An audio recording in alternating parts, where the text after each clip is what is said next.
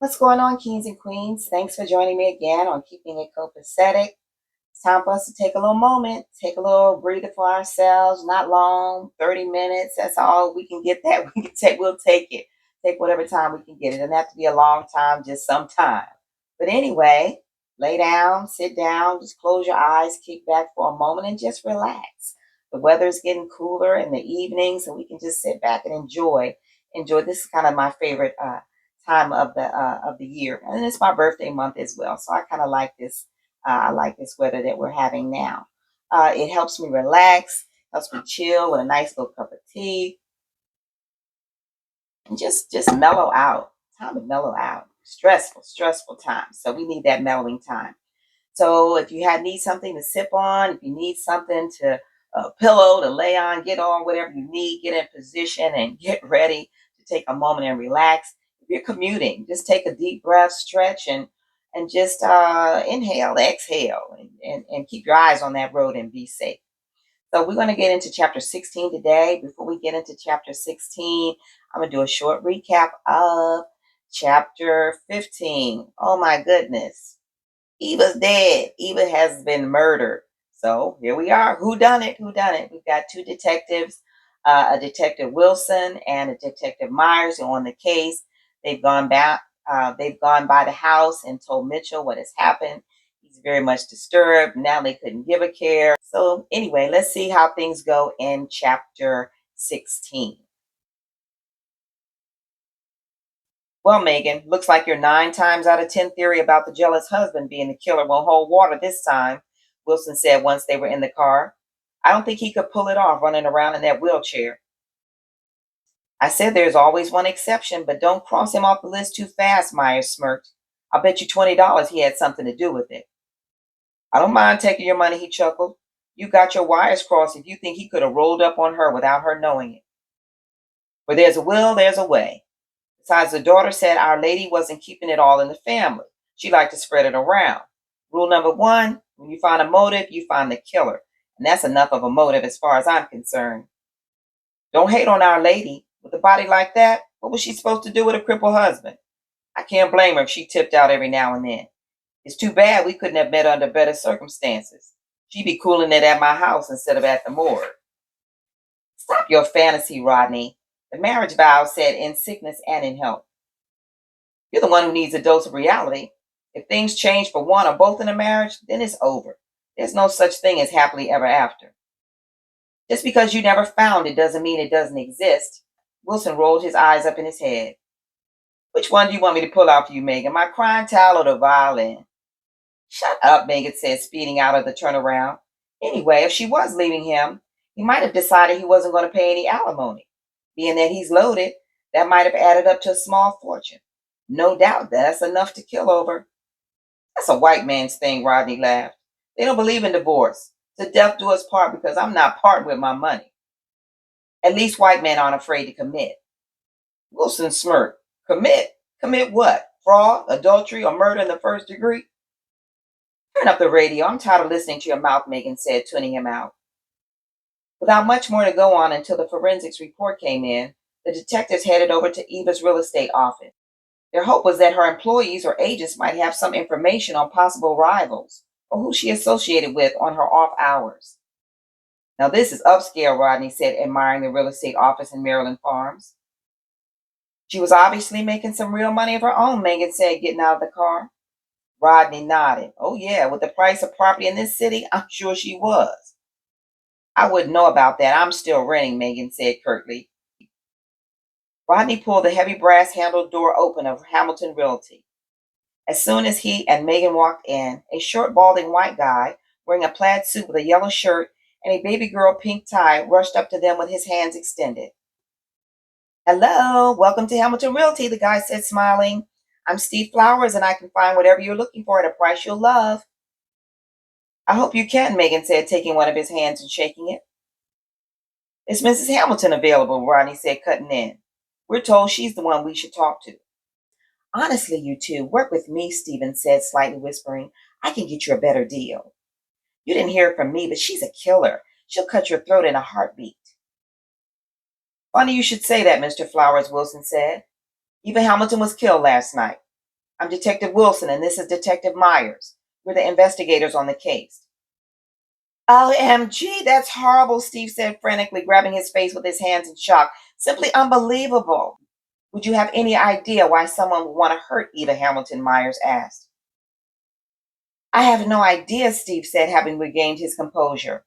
I'm not one to listen or spread gossip, but I do know that she was indulging in some extracurricular activities in the marriage department. I never saw her with anybody, but I've overheard a few conversations, and she kept a listing in Brentwood that she wouldn't allow me to show. It may have been some sort of love nest for her. Is there anyone else working here at the office? Myers asked, looking around. Not in the last year, Steve answered hastily. Our administrative assistant was only a temp. Eva was a little hard to work with. I'm the only agent she had left. Interesting. Can you show us where her office is? Wilson said. Follow me, Steve said as he led them back to her office. They went in and closed the door with Steve still on the other side. He would have had his chance to run through it later. On the surface, nothing seemed out of place. Rodney went through her desk drawers to satisfy his growing curiosity about Eva, but there was nothing in them. No dirty books or magazines, no racy lingerie, and no sex DVD. It doesn't look like there's anything in here revealing, he told Megan. Maybe her laptop has something interesting to tell, Megan said, unhooking the cord from the wall and placing it under her arm. After another quick look around, they turned out the light and left. Come back if you're ever in the market for a house, Stephen yelled cheerily behind them on their way out. Mr. Flowers sure wasn't broken up over the news, Megan said, getting back in the driver's seat. She must not have believed in sharing the wealth with him. He's just a hater because she was everything he wanted to be and got more dick than he did. I don't know why you're being so hostile and taking this thing personally. You don't even know the victim. Now I won't get that chance, he said quietly. Maybe that's why I'm so hostile. Meanwhile, Ernest stopped in mid-sentence when he heard her name and hesitated for only a few brief seconds when he saw Eva's face on the afternoon TV news report. It was just long enough for his clippers to linger on the head of a client and cause him to make his first slip up on a head in 11 years. His hands started to shake for two reasons: the horror of his error on his patron's head and Eva's face smiling back at him. Then his belly started to bubble like he had taken a strong laxative. Jane, who had been listening to him, followed his focus to the TV screen. Oh my God, she shrieked. Isn't that your business partner they're talking about? She wasn't my partner, Ernest said sedately. She was associate, my real estate agent. Pardon me, Jane said, sensing irritation in his tone. Whenever she came in here, she walked around through the place like she owned it. Ernest ignored her remark and went back to repairing the handiwork on his client. Jane let it go and put her attention back on her customer's haircut. I can't believe they found her dead in a hotel room, Carla remarked as the news report continued. That is so sad. Me either, Ernest said. That's crazy. I wonder what happened to her, Jane said, finishing up with her client and removing his drape. They didn't say if she committed suicide, had a heart attack, or if somebody even killed her. It was probably drugs, Carla said, standing up and walking around to get a better view of the TV. There have been a lot of people who have overdosed on meds in hotel rooms. Anna Nicole Smith, Whitney Houston, and even Heath Ledger. Ernest rubbed his temple with his left hand and covered his mouth. Panic was growing in his stomach, making him sick. He felt his guts would spill over from the top and the bottom. Sorry for all the drama, Ernest said to his client when he was done struggling with his cut. Get yourself a manicure or pedicure. It's on the house. Thank you, ma'am, the man said, pleased with the offer and unaware of the mishap. I appreciate that. Cover for me, Ernest told Jane, taking off his smock. Are you okay? She asked, concerned. You look terrible. I need to go to the restroom, he said, hurrying down the hall to his private bathroom. Having emptied his insides, Ernest stared back in the mirror at his reflection. It was real. It wasn't a dream. Eva was dead. He had to be prepared for the fallout. For months, he had been compromising himself to hold on to his new business, and now that he was unconstrained, he didn't know what was about to happen. Surely all of his decisions were coming back to haunt him. He should have known the first time he saw Eva that nothing good was going to come out of getting in bed with her, figuratively or literally. He needed to rally his people and get their stories in line before the police came knocking. He went to his office and called Vince. Hey man, I need to holler at you. I was already on my way over there. Meet me at the park, man, at the back of the pond. Okay, I'll be there in 15. Ernest left through the rear door. He didn't want them to see that he was flustered or have to dodge any more questions about his connection to Eva. Inside the car, his knuckles gripped the steering wheel tightly as he drove, all the while commanding his brain to get a hold of his emotions. 10 years ago, none of this would have fazed him, but the aloofness of his youth was gone. He had so much to lose now. He had to pull it together. At the rear of the park, he saw Vince leaning against his car near a huge walnut tree. Gold, faded green, and burnt orange leaves drifted in the wind and on the ground beside him. Ernest parked on the street and walked across the grass to where his friend was waiting. They just looked at each other without saying anything. Then Ernest kicked one of the green walnut seeds hard and it flew into the pond. Vince took off his sunshades before he spoke. "What's the deal, man?" "That's what I'm asking you, Vince. I told you I would handle it." "I told you I had your back." Ernest shook his head in dismay. "There's a good chance this could blow up in my face. I needed more time." "So what went down, bro?" Vince asked frankly. Ernest looked at him puzzled. "I don't know. That's why I called you. You did something that could bring us both down." "Are you for real? You know me better than that. I wouldn't do anything to hurt you. We're closer than family, man." "No doubt," Ernest replied. Ernest smoothed his mustache and rubbed the short stubble on his chin while he concentrated. He stared at the ground near his feet and around the car, searching for a pattern in all the half-crushed and whole nut seeds that lay on the ground under the tree, while his thoughts ran a circle around in his head. Nothing was making sense. Ben stared at him, then he asked, "Where did you go last night?" "Come on, man, you know me." "Hell yeah, I do. That's why I'm asking." "I bought a bottle and got drunk." "Then what?" "That's all I can tell you." "Are you saying you were with me at my place?" Vince asked, offering him an alibi. "I don't know what I'm saying." "Well, you need to figure it out and soon," Vince said, frustrated with him for being evasive. They had been through too much together for him to be tripping like this. He put his shades back on and said, "I gotta go." Standing under the tree, Ernest watched Vince drive off. Two more nut seeds fell from the tree after a shift in the winds. He kicked one of them into the leaves piled on the grass and shook his head. There had never been any secrets between him and Vince, but for some reason, he couldn't tell him that he'd woken up in his car this morning at the spa with a massive hangover and that he wasn't sure where he had been. He hadn't even gone home last night. What was stranger was that Rochelle hadn't even called to cuss him out. His cell phone vibrated in the jacket pocket against his chest, shocking him back into reality. He pulled it out and saw Mama at the top of the screen. He slid his fingers across the flashing light to answer. "Hey, Mama," he said, trying to sound normal. Sheila didn't bother to pretend. "Ernest, I need you to get over here right now," she said seriously. "I'm on my way," he said without asking any questions. He figured he knew her reason, but it didn't matter whether she had one or not. He needed to be there, the only place where things made sense. Ernest could hear Buttons barking on the other side of the door when he turned the key in the lock. She stopped when she saw it was him and stood up on her hind legs for him to rub her head. He slid his fingers through the soft puff of hair on the top of her head and massaged her little skull. Sensitive to his mood and melancholy, she tightened her paws around his leg. Thankful for the small amount of comfort and solace she offered, he picked her up and carried her into the living room where he heard the TV playing. "Sit down, Ernest. Where have you been? Why haven't you been answering your phone?" she scolded as soon as he walked in. Ernest sat down on the sofa next to her and Buttons crawled over into Sheila's lap. "I've been out of it," he answered. "I had too much to drink last night." "Have you seen the news?